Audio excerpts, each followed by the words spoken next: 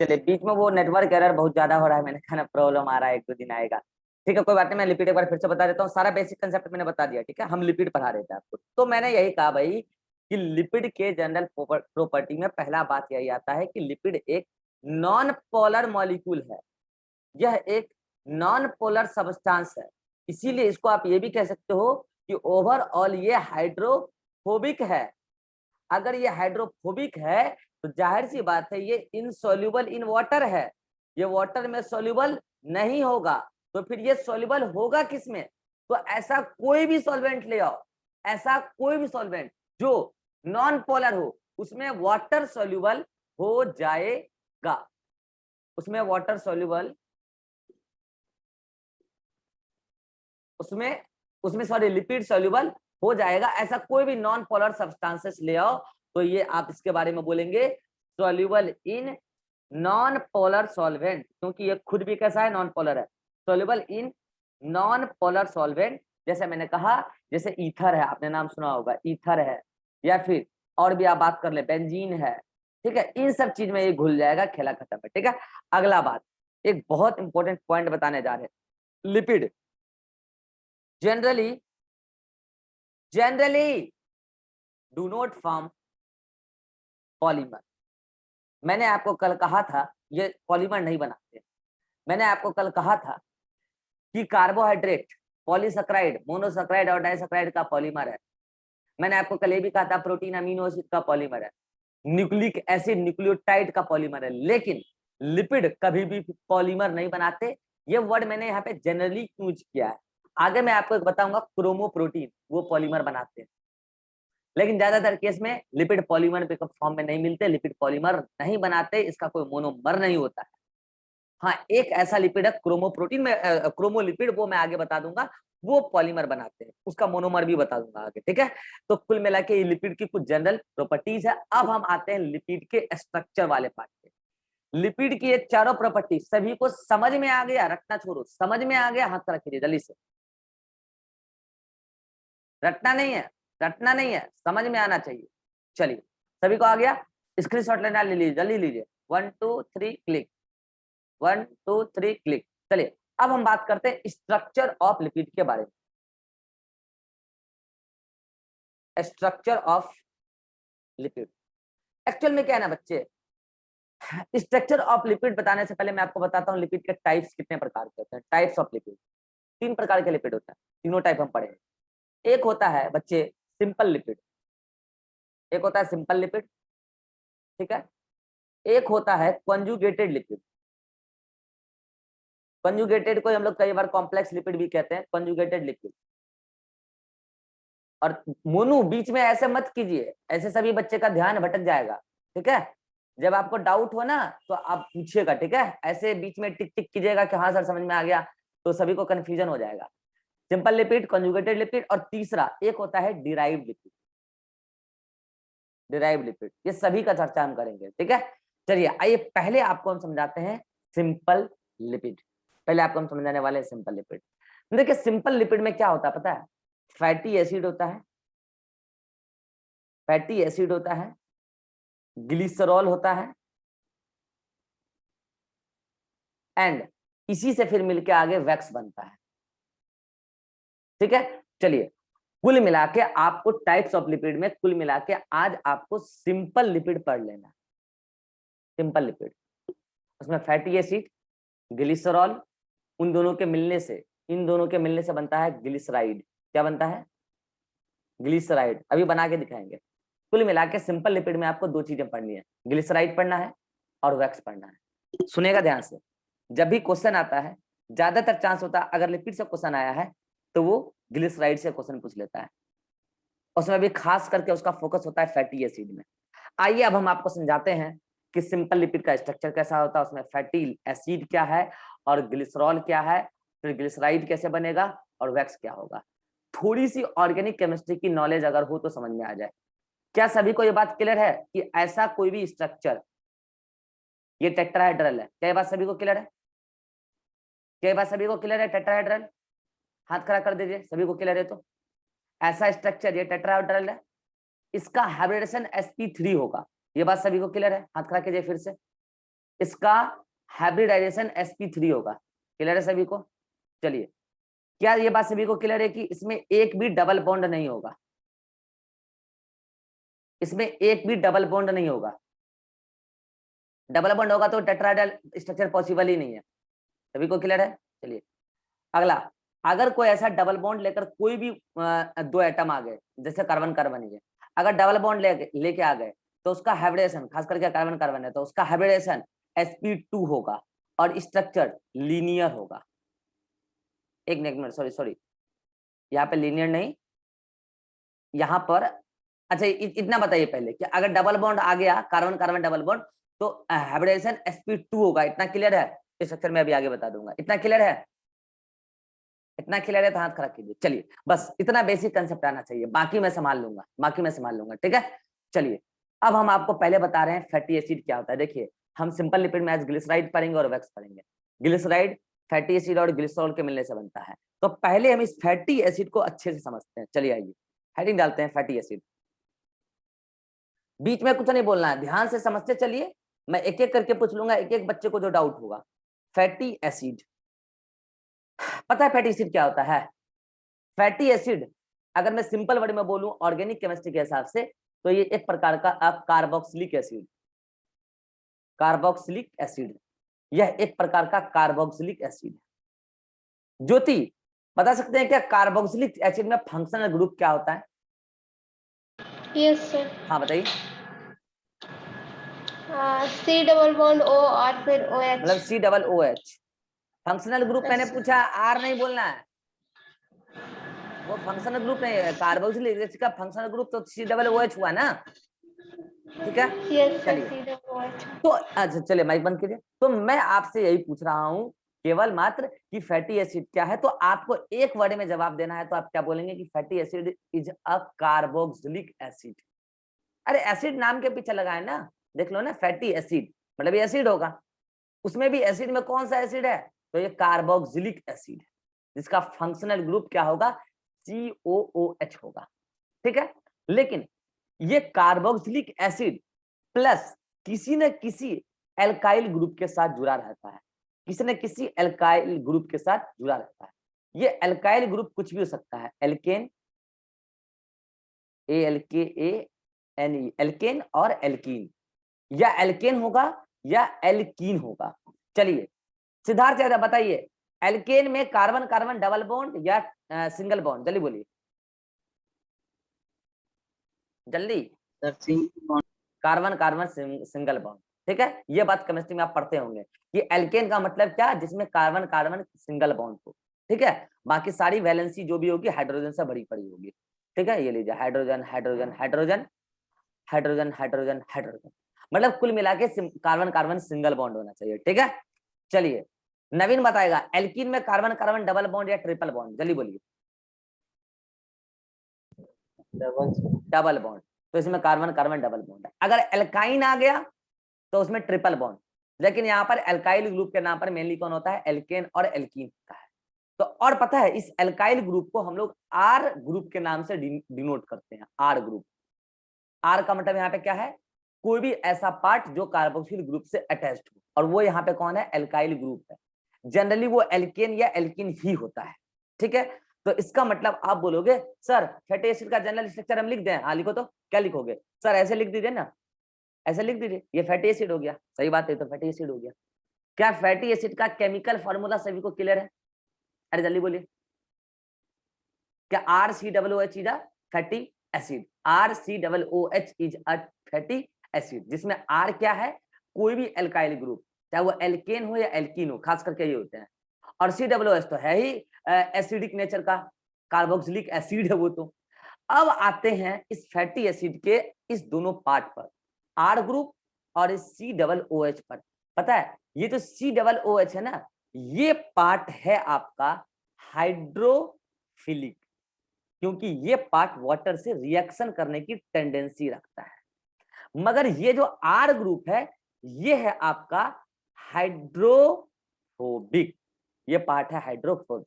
तो बताइए, अगर इस फैटी एसिड में आर ग्रुप भी है और COOH भी है, और COOH है हाइड्रोफिलिक और आर ग्रुप है हाइड्रोफोबिक, तो एक बार बताइए, एक सिंगल मॉलिक्यूल जिसमें हाइड्रोफोबिक पार्ट भी है और हाइड्रोफिलिक पार्ट भी है, तो ओवरऑल आप फैटी एसिड को क्या एम्फीबॉलिक बोलोगे? अरे बोलो। या फिर इसी को क्या आप एम्फीपैथिक बोलोगे?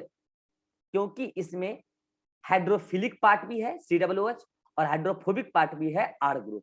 क्या ये बात सभी को क्लियर है कि फैटी एसिड बोलेंगे तो एम्फीबॉलिक, R ग्रुप बोलेंगे फैटी एसिड का तो हाइड्रोफोबिक, COOH बोलेंगे तो हाइड्रोफिलिक। सभी को क्लियर है? हाथ खड़ा कीजिए जल्दी से, जल्दी। राइट। तो ये बात बहुत इंपॉर्टेंट है कि आपसे क्वेश्चन में क्या बोला है। अगर वो R group of fatty acid बोला तो आंसर विल बी हाइड्रोफोबिक, अगर वो COH ऑफ फैटी एसिड बोला तो हाइड्रोफिलिक, और अगर वो फैटी एसिड बोल दिया और ऑप्शन देखिएगा कैसे दे देगा, हाइड्रोफोबिक, हाइड्रोफिलिक और थर्ड इज बोथ और fourth is none. Answer fatty acid is hydrophobic, hydrophilic, both, none. किनको आंसर लगता है फर्स्ट, किनको लगता है सेकेंड, किनको लगता है third? Third is answer. Fatty acid पूछा है ना, क्वेश्चन बदल रहा हूं, सुनिएगा, क्वेश्चन बदल रहा हूं। R group of fatty acid is, R group of fatty acid, अब वही चार ऑप्शन है, किसका आंसर है? 1 हाइड्रोफोबिक, 1, सभी का आंसर 1 है, सही जवाब है। अब मैं क्वेश्चन बदल रहा हूं, COH यानी कि एसिडिक पार्ट ऑफ, ऐसे लिखेगा, acidic part of fatty acid is hydrophobic, hydrophilic, both, none. किसका आंसर है? 1। किसका आंसर है? 2। सभी का जवाब ये मतलब सही है। हाइड्रो यहाँ क्या है? फिलिक है, फिलिक है, क्योंकि ये वाटर को वाटर के साथ रिएक्ट करने की टेंडेंसी रखता है। रिएक्ट तो तभी करेगा ना जब वो उसमें सॉल्युबल होगा। तो कुल मिला के फैटी एसिड में दोनों ही पोर्शन है। अब आते हैं हम, ये COH तो समझ गए कि ये तो उसका पूरा केमिकल स्ट्रक्चर ही लिख दिया हम यहाँ पे, ये COOH है, ठीक है। अच्छा बताइए, COOH का स्ट्रक्चर, क्या आप इस पूरे फैटी एसिड को ऐसे भी लिखोगे RC ऐसे? क्या यही सही स्ट्रक्चर है COOH का? अरे बोलिए, क्या ये सही स्ट्रक्चर है? सभी को क्लियर है? तो यदि मैं आपसे पूछता हूं, क्या इस COOH के पास डबल बॉन्ड है? यस और नो में जवाब देना है। क्या COOH के पास डबल बॉन्ड है? जिनको लगता है वो हाथ खड़ा कीजिए।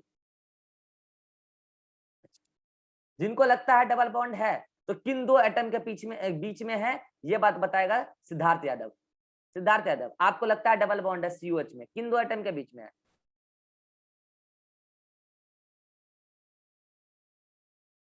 Siddharth Yadav, out of meeting है। मोनू, मोनू सर CO के बीच में, CO के बीच में, ये रहा, ये रहा, ये रहा, ठीक है।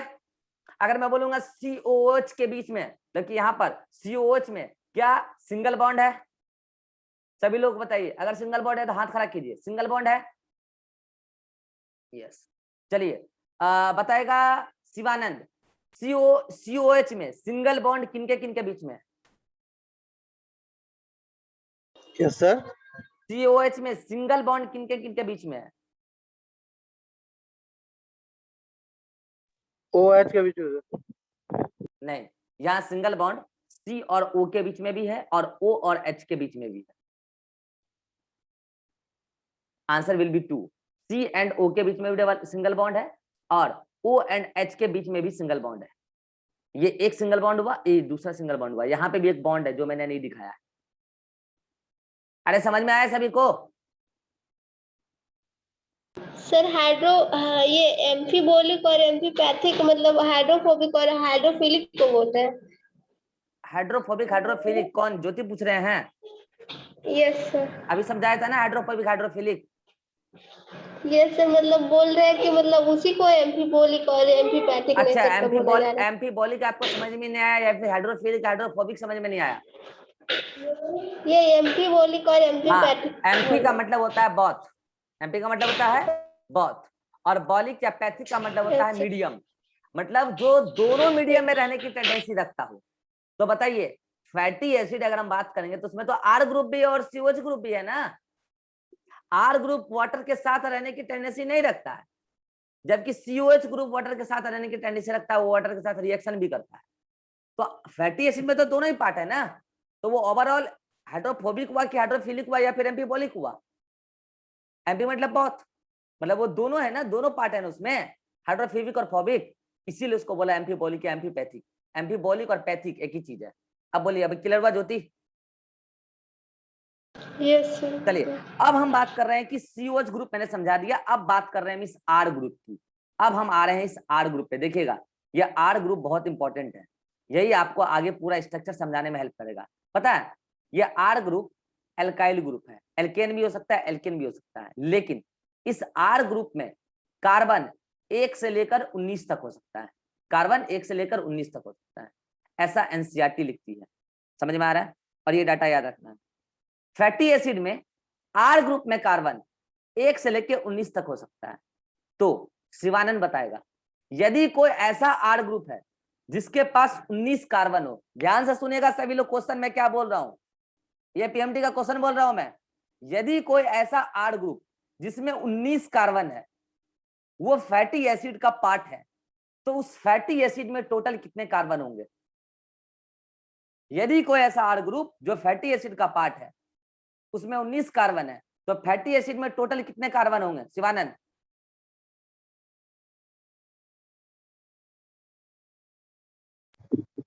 नहीं समझ पा। यदि कोई ऐसा आर ग्रुप, यदि जैसा कोई आर ग्रुप जिसमें टोटल 19 कार्बन है और वो R group is the part of, it is part of any fatty acid, तो इस फैटी एसिड में टोटल कितने कार्बन है?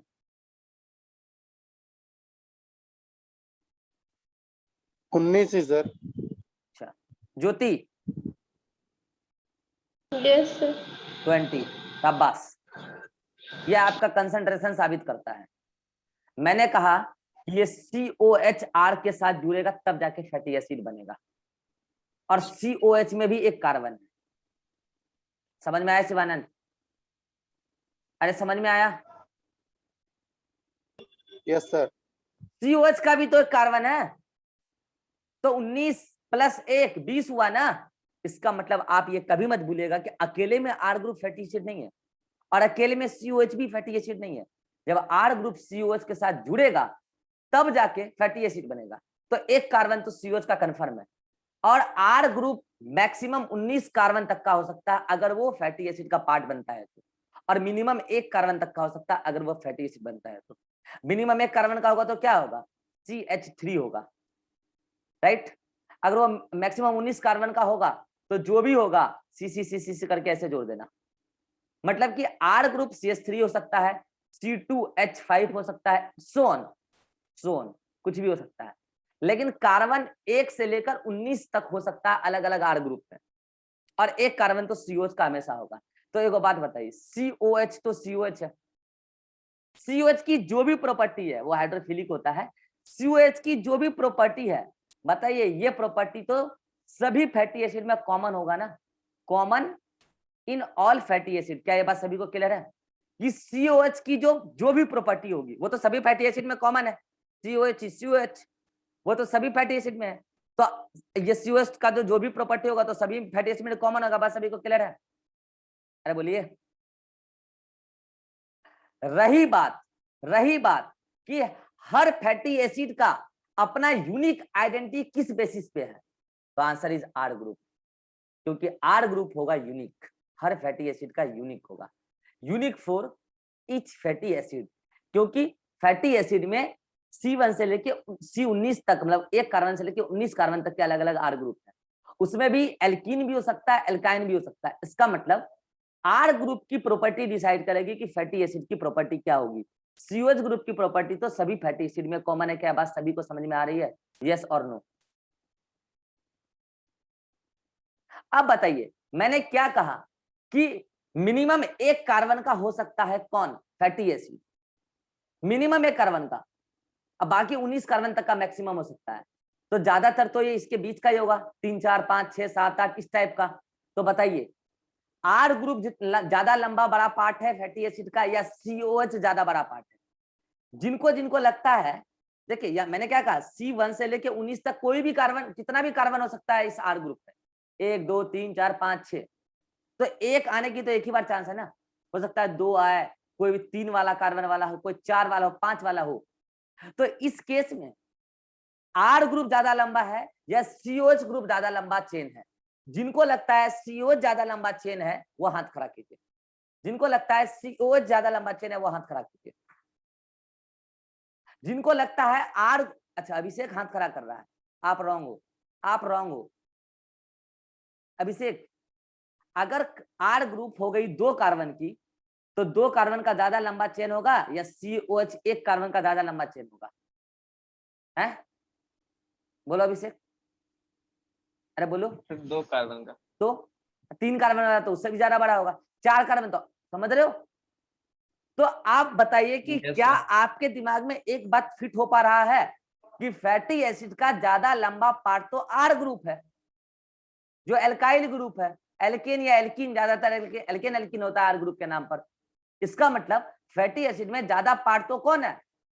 आर ग्रुप है। क्या ये बात सभी को क्लियर हुआ? अरे जल्दी बोलो ना। और बताइए ज्योति, आर ग्रुप, खुद आर ग्रुप हाइड्रोफोबिक है या हाइड्रोफिलिक है?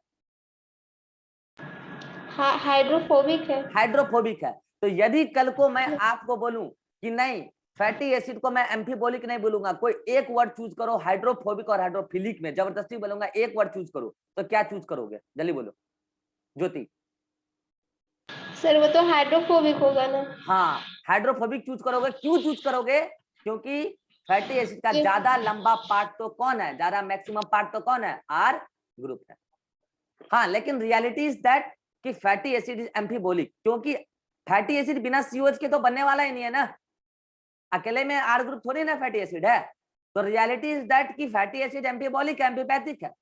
लेकिन अगर मैं बोलूंगा नहीं नहीं तुम तो हमको इस हाइड्रोफोबिक और हाइड्रोफिलिक में एक वर्ड चूज करो, तो आप क्या चूज करोगे? आप चूज करोगे हाइड्रोफोबिक, क्योंकि ऐसे बहुत कम ही अमीनो एसिड है जिसमें कि एक कार्बन है। एक से अधिक जैसे ही हुआ तो जाहिर सी बात है वो COH से तो बड़ा लंबा चेन होगा और ज्यादातर पार्ट हाइड्रोफोबिक होगा। तो कुल मिला के ज्यादातर कंडीशन में वो फैटी एसिड वाटर को रिपेल करने की टेंडेंसी रखता होगा। उसका केवल एक किनारा जो कौन है, COH है, वो केवल वाटर के साथ अट्रैक्शन शो करता होगा। उसका दूसरा किनारा जो आर ग्रुप है वो तो वाटर से बहुत भागने की कोशिश करता होगा।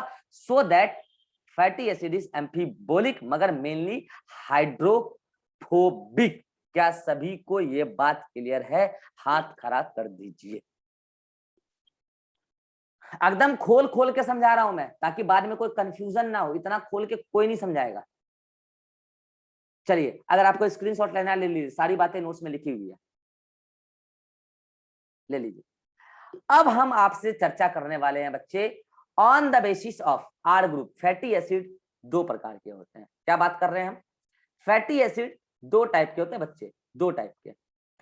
एक फैटी एसिड को कहते हैं अनसैचुरेटेड फैटी एसिड। पहले तो बोलता हूं मैं सैचुरेटेड, चलो saturated fatty acid, saturated fatty acid. और एक को मैं बोल रहा हूं अनसैचुरेटेड फैटी एसिड। ये मैंने कहा कि फैटी एसिड को मैंने 2 कैटेगरी में डिवाइड किया है, on the basis of R group. R group के बेसिस पर, on the basis of R group, types of R group, on the basis of types of R group. Fatty acid 2 प्रकार का, एक saturated एक unsaturated. पता भी है आपको जो सैचुरेटेड फैटी एसिड है उसके पास कैसा आर ग्रुप होगा?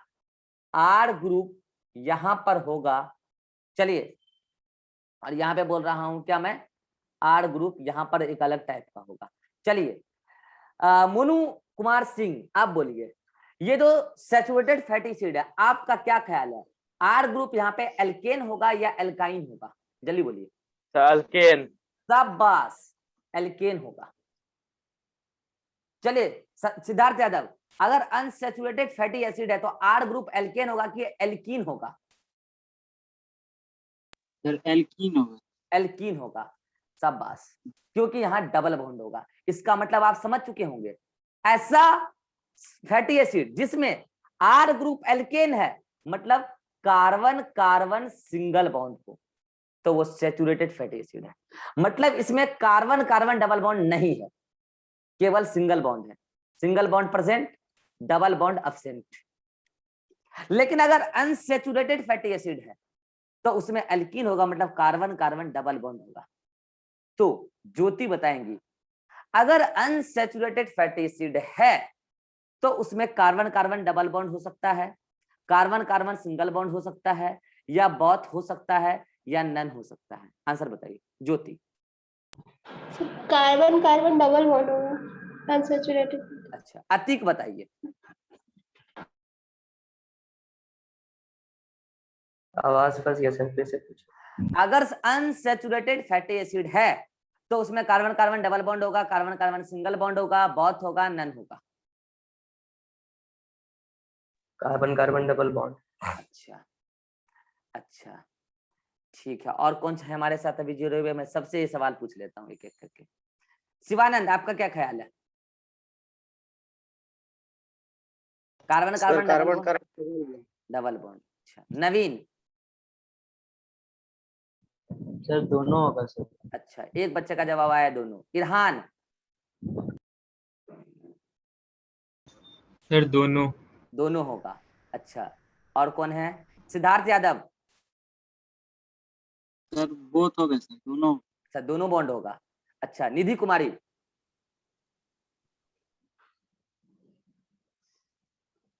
कौन सा बॉन्ड होगा? इसका चैट में आंसर आता है, कार्बन कार्बन डबल बॉन्ड। और मैं बता दूं बच्चों, आंसर इज बोथ। पता है, मैं इंतजार कर रहा हूं कि ये सवाल किस दिन AIPMT में आ जाए। 90% बच्चे इस सवाल को गलत करेंगे, क्योंकि वो केमिस्ट्री का ज्यादा ही ज्ञान यहाँ पे घुसा देंगे ना। अरे एक बात बताइए, आपको किसने ऐसा पढ़ा दिया कि एल्कीन में केवल कार्बन कार्बन डबल बॉन्ड होता है? एल्कीन का परिभाषा पता है आपको? ऐसा एल्काइल ग्रुप जिसमें एटलीस्ट एक कार्बन कार्बन डबल बॉन्ड हो, एटलीस्ट एक कार्बन कार्बन डबल बॉन्ड हो, वो एल्कीन कहलाएगा। आपने एटलीस्ट वर्ड को गौर ही नहीं किया है, आज तक नहीं किया, और ऑर्गेनिक केमिस्ट्री पढ़ लिया आपने। At least carbon carbon double bond एक हो तो वो एल्कीन है, एक से अधिक हो तो भी एल्कीन है। अगर वो मान लिया जाए 4 कार्बन कंटेनिंग कंपाउंड एल्कीन है, तो 4 कार्बन कंटेनिंग कंपाउंड में पता है क्या हो सकता है? कार्बन कार्बन एक सिंगल बॉन्ड, कार्बन कार्बन एक डबल बॉन्ड, फिर कार्बन कार्बन एक सिंगल बॉन्ड। बोलो ये एल्कीन है कि एल्काइन है? ये एल्कीन एल्कीन एल्काइन एल्कीन क्या है ये? अरे बोलो। एल्कीन है। एल्कीन है। क्या इसमें कार्बन कार्बन सिंगल बॉन्ड नहीं है? क्या ये कार्बन कार्बन सिंगल बॉन्ड नहीं है? हैं? Yes sir. तो फिर ये केवल डबल बॉन्ड बनने वाले कौन लोग थे? वो लोग थे जो अभी तक अपना कंसंट्रेशन नहीं बढ़ा पाए क्लास में, ये वो लोग थे। अरे कंसंट्रेशन बढ़ाइए, वर्ड को गौर कीजिए। क्या बोल रहा हूं मैं, समझ में आ रहा है? एटलीस्ट एक कार्बन कार्बन डबल बॉन्ड आ जाए, कार्बन कार्बन डबल बॉन्ड की बात चल रही है, R ग्रुप की बात चल रही है। एटलीस्ट एक कार्बन कार्बन डबल बॉन्ड आ गया तो वो अनसैचुरेटेड फैटी एसिड होगा, और उसमें जो R ग्रुप होगा वो एल्कीन होगा। हाँ, एक से अधिक डबल बॉन्ड आ गया तो और अच्छी बात है। अब मैं बताता हूं, जहां जहां डबल बॉन्ड आएगा वहां वहां पर स्ट्रक्चर थोड़ा बेंड करेगा। पता है क्यों बेंड करेगा? पता है क्यों बेंड करेगा? आप पढ़े होंगे केमिस्ट्री में, आप ये उसमें भी पढ़ते होंगे, सॉलिड स्टेट फिजिकल केमिस्ट्री में। जहां पर शेप होता है टेट्राहेड्रल, वहां पर पैकेजिंग बेटर होता है, और जहां पर ये शेप हाइब्रिडेशन क्या आ गया, sp2, तो बताइए यहाँ पे शेप क्या आने वाला है? ट्राइगोनल प्लेनर नहीं, सीधे बाई प्लेनर, मतलब कि वो आएगा प्लेनर आएगा स्ट्रक्चर, एक पर्टिकुलर ये सीसी के बीच का आएगा। अरे सही बोल रहा हूँ, sp2 में, sp2 में शेप क्या आएगा? हाँ, लीनियर। लीनियर नहीं, गलत जवाब है। यहां पर ये एक पर्टिकुलर की मैं बात कर रहा हूं, सीसी डबल बॉन्ड जहां आ गया, sp2 हाइब्रिडेशन आ गया। जो पढ़े हैं ऑर्गेनिक वो बताइए, जो ऑर्गेनिक पढ़े हैं वो बताइए, जहां पर sp2 हाइब्रिडेशन आ गया वहां स्ट्रक्चर क्या होगा उस पर्टिकुलर 2 एटम के बीच का, उस पर्टिकुलर 2 एटम के बीच का। तो खा का ऑर्गेनिक पढ़े आप, जब आपको पता ही नहीं है sp2 हाइब्रिडेशन में क्या होगा। कार्बन कार्बन डबल बॉन्ड आ गया वहां क्या होगा, और carbon carbon single single bond आ गया वहां क्या वाइब्रेशन होगा, आपको यही नहीं पता है। यहाँ पर अगर कार्बन कार्बन डबल बॉन्ड है, इन दोनों के बीच का बात करेंगे तो टेट्राहेड्रल होगा। इतना बात क्लियर है। अगर दोनों सिंगल बॉन्ड है, इसका भी और इसका भी, क्लियर है। और इसका इस पर्टिकुलर का तो प्लेनर होगा, ये बात सही है। अच्छा अभी कोई प्लेनर भी बोला था क्या, अभिषेक बोला था शायद, ठीक है। अब मैं आपसे एक बात कर रहा हूं, सुनेगा मेरा बात गौर से सुनेगा, मैं क्या बोलने जा रहा हूं। अगर हर एटम इसी तरीके का है, single single carbon carbon double bond, sorry single single bond, तो सब तो टेट्राहेड्रल शेप में होगा, राइट, ऐसे ऐसे जो भी है। तो अगर सब टेट्राहेड्रल में है तो उसके बीच में कोई भी चीज घुसना आसान है, क्योंकि सब एक जैसे शेप में है ना। Are you getting my point? सब एक जैसे शेप में है, सिंगल सिंगल सिंगल बॉन्ड है, सब टेट्राहेड्रल है, उसके बीच में अदर मॉलिक्यूल को घुसना आसान है, तो वहां पे पैकिंग एफिशिएंसी अच्छा होगा, वहां पे जो भी फैटी एसिड आएंगे आपस में चेन लेके वो बेटरली फिट हो जाएंगे। लेकिन जहां पर कार्बन कार्बन डबल बॉन्ड भी आ गया और कार्बन कार्बन सिंगल बॉन्ड भी है, तो बताइए यहां पर ये पर्टिकुलर स्ट्रक्चर तो लीनियर हो गया, प्लेनर हो गया, सॉरी प्लेनर हो गया, और यहां पर ये वाला पार्ट तो टेट्राहेड्रल है। तो बताइए यहां पर चीजें, दूसरी चीजें बीच में अच्छे से सेट हो पाएगी या पुअरली सेट हो पाएगी, पुअरली पैक्ड हो पाएगी? क्या लगता है, किनको लगता है जहां पर दो अलग अलग टाइप के, एक ही मॉलिक्यूल में दो अलग अलग टाइप के स्ट्रक्चर पाए जाएं, शेप पाए जाए, तो वहां पर पैकिंग एफिशिएंसी अच्छी होगी, ऐसा किनको लगता है? किनको नहीं लगता तो सही लगता है। नहीं शिवानंद आपको ऐसा लगता है तो गलत है। अरे एक बात बताइए, कहीं पर प्लेनर है, कहीं पर टेट्राहेड्रल है, फिर कहीं पर टेट्राहेड्रल, फिर कहीं पर प्लेनर, तो वहां पे कोई भी दूसरा स्ट्रक्चर आके जब फिट होगा तो उसको प्रॉब्लम होगा फिट होने में, बॉन्डिंग करने में। कहीं प्लेनर है, कहीं टेट्राहेड्रल है, लेकिन अगर सब टेट्राहेड्रल है, टेट्राहेड्रल टेट्राहेड्रल है, तो इसमें कोई टेट्राहेड्रल वाला ही जो कि अपने आप में सारा स्ट्रक्चर टेट्राहेड्रल लगता हो, वो आके बेटरली फिट हो जाएगा।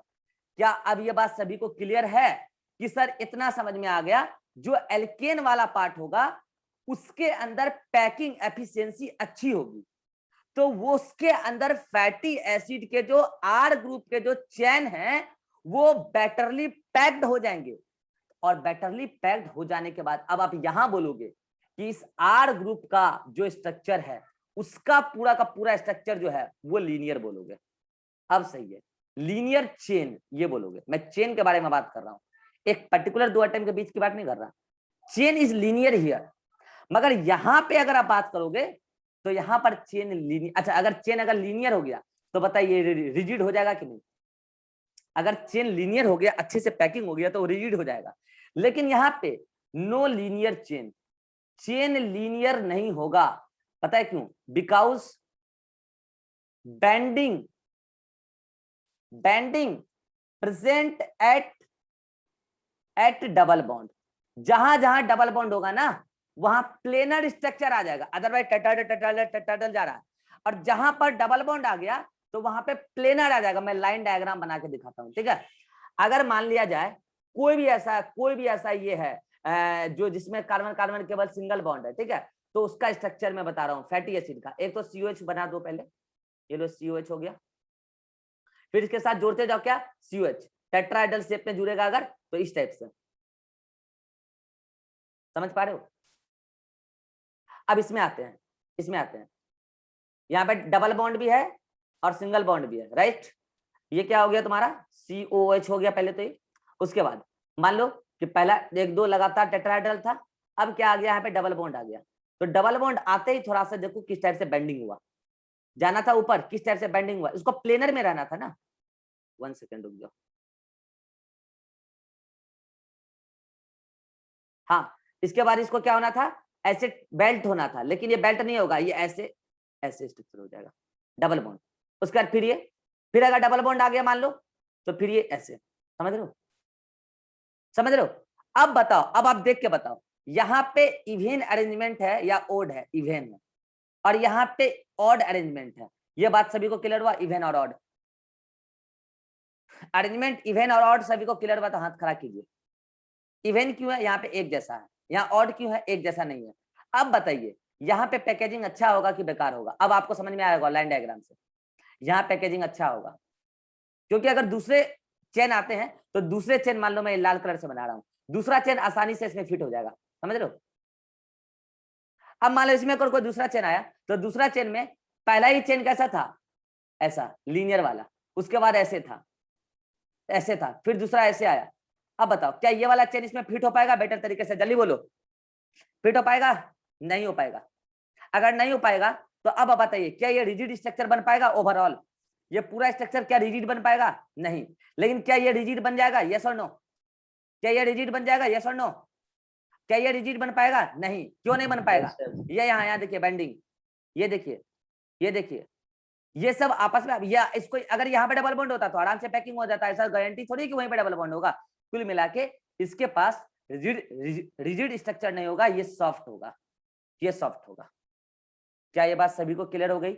जिस भी फैटी एसिड में एल्केन होगा आर ग्रुप वो रिजिड होगा, जिसमें एल्कीन होगा वो रिजिड नहीं होगा, वो सॉफ्ट होगा। क्या ये बात सभी को क्लियर हो गया? अरे जल्दी बोलो। रही बात कि सर इसको आपने सैचुरेटेड क्यों बोला, जहां पर कार्बन को सारा सिंगल बॉन्ड खिला के सारा सिंगल बॉन्ड हो, बाकी हाइड्रोजन हो, हाइड्रोजन हो, हाइड्रोजन हो, इधर हाइड्रोजन हो तो अच्छी बात है, नहीं तो कार्बन से जुड़ा हो, फिर ये कार्बन ये किसी न किसी हाइड्रोजन से ऐसे जुड़ा हो, मतलब जहां पर केवल सिंगल बॉन्ड हो कार्बन में तो उसको सैचुरेटेड फैटी एसिड कहते हैं। और जहां पर कार्बन के बीच में एक भी कार्बन के बीच में एक भी डबल बॉन्ड आ गया, बाकी हाइड्रोजन से बड़ा होगा, एक भी डबल बॉन्ड आ गया तो वहां पे वो अनसैचुरेटेड एल्कीन मतलब कि एल्काइल ग्रुप कहलाता है, जिसको आप एल्कीन कहते हो, और वो फैटी एसिड अनसैचुरेटेड होगा। ये सैचुरेटेड अनसैचुरेटेड का पूरा कारण आपको ऑर्गेनिक वाले सर समझाएंगे, ठीक है। मेरा बस इतना कहना है कि अगर आर ग्रुप खुद एल्केन हो, मतलब वो खुद सैचुरेटेड हो, तो फैटी एसिड भी सैचुरेटेड, वो खुद अनसैचुरेटेड हो तो वो क्या कहलाएगा। अच्छा अनसैचुरेटेड क्यों बोला? क्योंकि देखो ना इसमें कुछ कार्बन ऐसे हैं जिसको हाइड्रोजन नहीं खिलाया गया तो वो अनसैचुरेटेड रह गया, इसलिए इसको बोला अनसैचुरेटेड आर ग्रुप। देखो ना ये दोनों कार्बन में सबको कितना हाइड्रोजन खिलाना था, इसमें देखो यहाँ पे ये कार्बन ये देखो इसको इसका सबको हाइड्रोजन खिलाया गया 3-3, यहाँ पे इसको 2 हाइड्रोजन खिलाया गया डबल बॉन्ड आने की वजह से। तो कुल मिला के आपको इस सैचुरेशन का पूरा कंसेप्ट और भी ऑर्गेनिक वाले सर समझाएंगे। मैं बस इतना ही बोलूंगा कि अगर सिंगल बॉन्ड है कार्बन के बीच में तो सैचुरेटेड फैटी एसिड, अगर एक भी डबल बॉन्ड आ गया तो अनसैचुरेटेड फैटी एसिड। क्या ये बात सभी को क्लियर है? जल्दी बोलिए। हाँ अब बताते हैं एग्जांपल। जितने भी एनिमल प्रोडक्ट है ना, मोस्टली एनिमल प्रोडक्ट। अच्छा सुनिए, और भी चर्चा करना है अभी सैचुरेटेड और अनसैचुरेटेड फैटी एसिड में। इस मीटिंग का टाइम आउट होने वाला है, मिलते हैं नेक्स्ट मीटिंग में, और नेक्स्ट मीटिंग में हम चर्चा करेंगे आपसे डिटेल में कि अनसैचुरेटेड फैटी एसिड और सैचुरेटेड फैटी एसिड में कौन आपके हेल्थ के लिए अच्छा है और कौन आप नेचर में कहां से ऑब्टेन करेंगे। यहां तक सभी को समझ में आ गया हो तो एक बार हाथ खड़ा कर दीजिए जल्दी से।